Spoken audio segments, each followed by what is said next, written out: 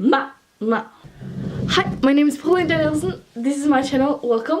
Today I'm going to film a video that I've been wanting to film for a long time. So there's a lot of opinions when it comes to being a vegetarian or vegan, and today I'm just gonna tell you why I am a vegetarian. Before we start, a heads up or warning. For those of you who are vegans or vegetarians, I would recommend, if you don't like watching animals getting hurt or treated really bad, then I recommend you clicking away. Also a disclaimer, I'm not saying that everything I say in this video is 100% accurate, but I've done a lot of research, done a lot of reading and watching videos and such. I am going to say what I believe is the truth and what I believe is the right thing to do for me. If you have anything to add or there's something that I said that you don't believe is the truth, then comment down below, because I would really like to know and learn more, and also I wouldn't want to believe in a lie. On the other hand, for those of you who do eat meat, I do recommend you watching this. You should, in my opinion, be able to watch this video and see what happens to your food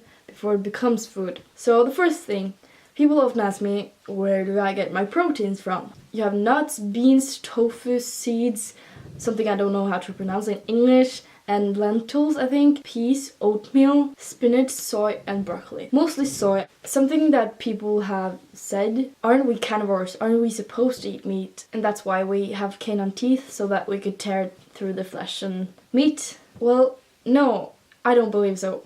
They are there to break through nuts and seeds, and that's why we share the same teeth as cows, monkeys, and a horse. And also, they have the same size as intestines so that we can digest it and only take the good from what we eat. And also, that's why we are left with diseases such as cancer. And I will get to that part later. Okay, so let me ask you a question to make my point. Are you sure you're a carnivore? Next time you're in the store, then grab a pork, bacon, or any kind of meat. Try to eat it raw without any seasoning or sauce, no knife, no fork. Then how easy is it really to eat it? Because all carnivores have claws and paws. We have hands to pick fruit and vegetables of trees and plants. Okay, so here's an example. If you put a fruit and a rabbit in a baby's cot, then the baby would play with the rabbit and eat the fruit. However, if you do the same with a lion's cub, what do you think the lion would do? Next is the environment and how little food we have for the poor, but yet we actually do have enough food to feed the whole entire human population. If all the animals were to be alive and they weren't slaughtered, they would actually overpopulate the world, but yet we inseminate them so that they can give birth. That's about 56 billion animals sent to slaughter each year. That's 56 billion animals that you feed in water. 8 times the human population. I'm not saying this to judge anyone, and I seem angry, but I'm not angry, I'm scared. Because we have so many people who are starving to death. And here we're eating so much food, more than we need, and we actually die of obese.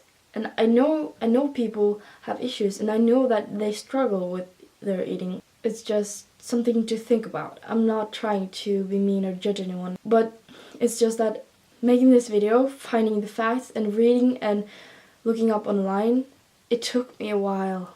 I mean, I started this in November or October. Every time I looked up something, I started to cry because it was so brutal. It's actually really, really, really bad. It amazed me how people aren't shitting their pants. And then people ask me, but what about bacon though? Don't you miss bacon? Don't you miss eating meat? But I'm like, no, because I don't think about it, and I don't need to think about it, because that's not the point. If I like it or not, if I liked it when I ate it when I was little, it doesn't matter to me. It does not really matter. Okay, so I'm getting off track. I'm being really personal and really emotional right now. So let's get back to the facts. 1/2 of the Earth's landmass is grazed by livestock. 38% of the grain harvest and also 80% of the US corn harvest feeds livestock. The world's cattle alone consume amounts of food equal to the caloric need of 8.7 billion people. That's more than the human population. And actually, the earth can sustain all its people with the current croplands that are right now on a vegetarian diet. So imagine if everyone were on a vegetarian diet, didn't eat meat, then everyone would be full and no one would die of hunger. I'm not saying that everyone should go vegetarian or vegan. I just want you to think once or twice. You don't have to eat meat all week. Imagine if everyone in the world took 1 day a week. That would do so much different. So I really want you to continue on watching this video, but it's probably getting boring and it's hard to concentrate and listen to what I have to say. So we're gonna take a break and do something fun.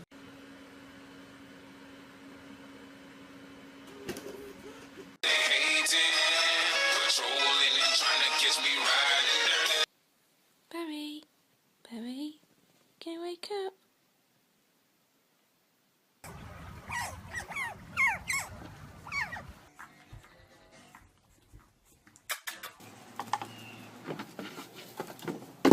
Panda, say I love you.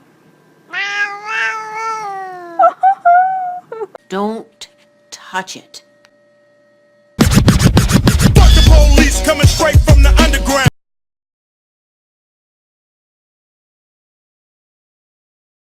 Hey, I shoved that ball down my pants.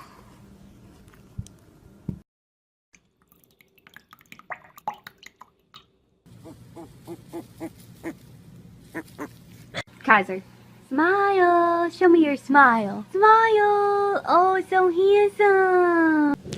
It takes up to 16 pounds of grain to just produce 1 pound of meat. So why do we plant all this food for animals so we can eat the animals? When we can plant a variety of food and feed everyone in the world on a vegetarian diet. And now I'm going to get into why meat eating affects the environment. More than a third of all raw materials and fossil fuels consumed in the United States of America is used on animal production. Producing a single hamburger uses enough fuel to drive 20 miles. It takes more than 2,400 gallons of water to produce 1 pound of meat, and only 25 gallons to produce 1 pound of wheat. It takes about 12 times as much land, 13 times as much fuel, and 15 times as much water to produce meat compared to soy. Some people say to me, but they're going to die anyway, so what's the problem?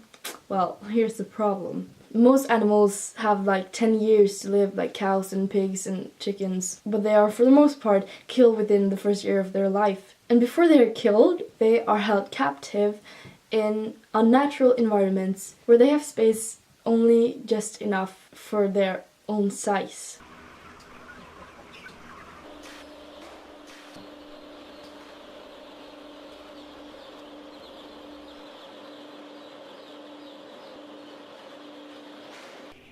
And it is really inhumane of them to keep animals like that. They are social and playful and caring animals that aren't supposed to be so close to each other. They need space too. Chickens even start pecking on themselves and others, and they start fights because they're so close up together. And to avoid that, because that becomes a problem for the production of the actual meat, they cut off their pecks. Most people don't know because they don't ask questions, and people don't want to ask questions, and they don't want to question what they eat because then they have to deal with the fact that it might not be good and it might not be ethnically right.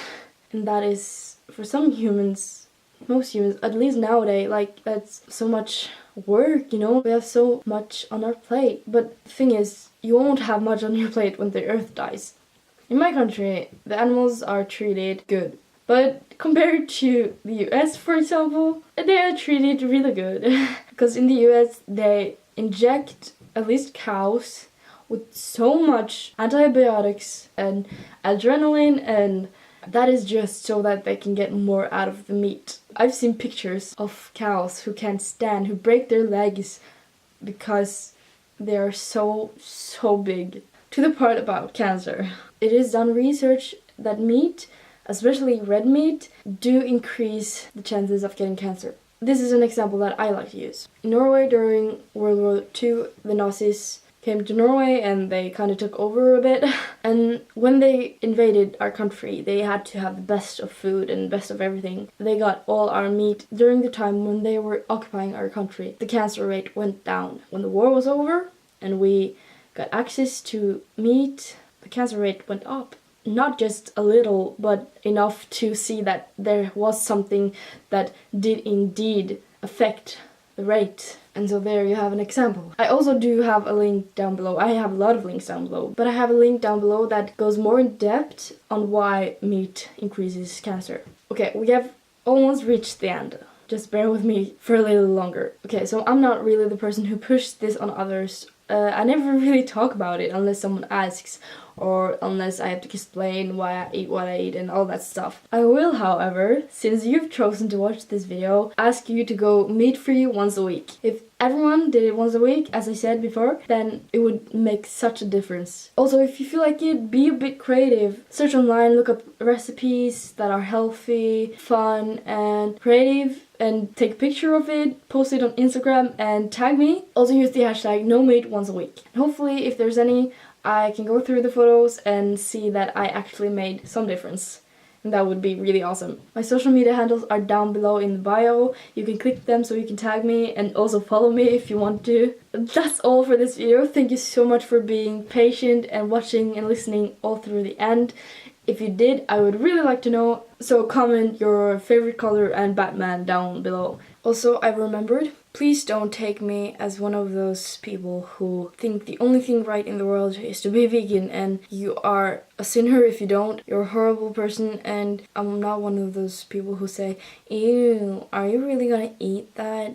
I mean, if you're gonna eat meat, I can't be here. Like, that's disgusting. I'm not one of those people. Like, I think that's disrespectful because everyone has their own way, their own beliefs. You should respect that everyone has a different opinion. And if you don't agree, then you can say it in a nice way and you can discuss it like adults. You can subscribe by clicking the red button. When you're subscribed, there will be a bell, and if you click that, your notifications will be on, and then you'll be notified every time I upload a new video. Also, if you feel like it and you like this video, give it a thumbs up. That would really help me out, but also it will spread the message. If you want to know more, I will link some videos and articles down in the bio. Have a nice day, evening, night, or whatever it is where you are right now.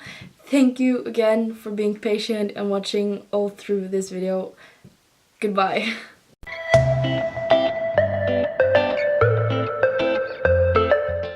They cut off their peaks, their pecs.